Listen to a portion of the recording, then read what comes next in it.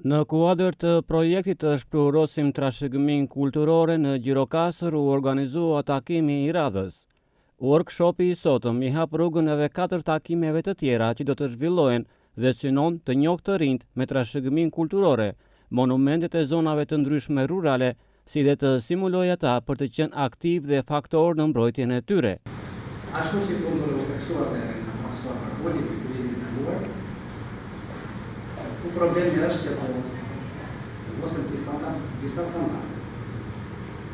Të edukojnë brezat e rinj në modele të reja të zhvillimit të territorit. Ne kemi një territor të pasur, një territor të larmishëm, me vlera të jashtëzakonshme e të pakontestueshme, por të cilat ka nevojë për studim, ka nevojë për zhvillim. Dhe qarku i Gjirokastës në rrësi është një qark që dominohet nga vlera të pavarësishme të trashëgimisë natyrore, kulturore e të tjera. Vetë turbina e Pelinos, ku bën pjesë qyteti i Gjirokastës, është një laborator i madh naturor, një laborator i madh arkeologjik, një laborator i madh i trashëgimisë kulturore, cili krahas atyre që janë bërë deri tani, transportimeve që janë bërë deri tani, ende ka shumë nevojë për trajtime e zhvillime të kësaj natyre.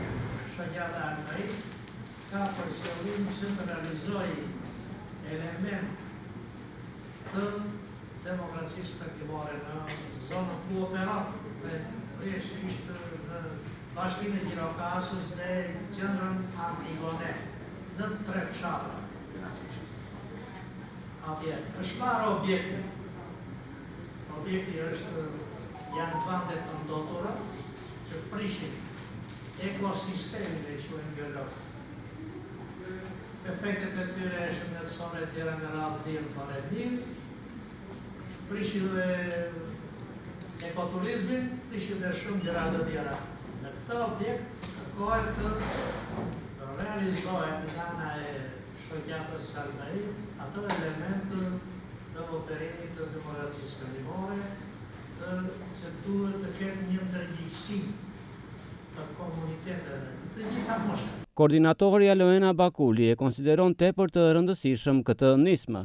Sot jemi në ambientet e Universitetit Qrem Çabej, ku projekti të shpërurosim trashëgiminë, i cili zbatohet nga shoqata Albait me mbështetjen financiare të Lëviz Albania, po zhvillon një workshop mbi trashëgiminë mjedisore dhe mbi ruajtjen e monumenteve natyrore me studentë universitetit, me administratë, por edhe me shoqëri civile, duke i dhënë kështu një shtys moralit individual të gjithë secilit për përgjegjësinë dhe qytetare, jo vetëm të ruajtjes së ambientit të tij, por edhe ato që nuk i përkasin apo që janë jashtë tij.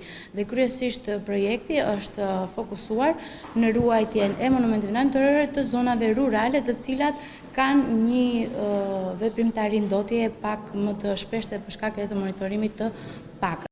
Në fund të takimit për pjesëmarrësit u shpërndan edhe çanta me logon të mbrojmë monumentet.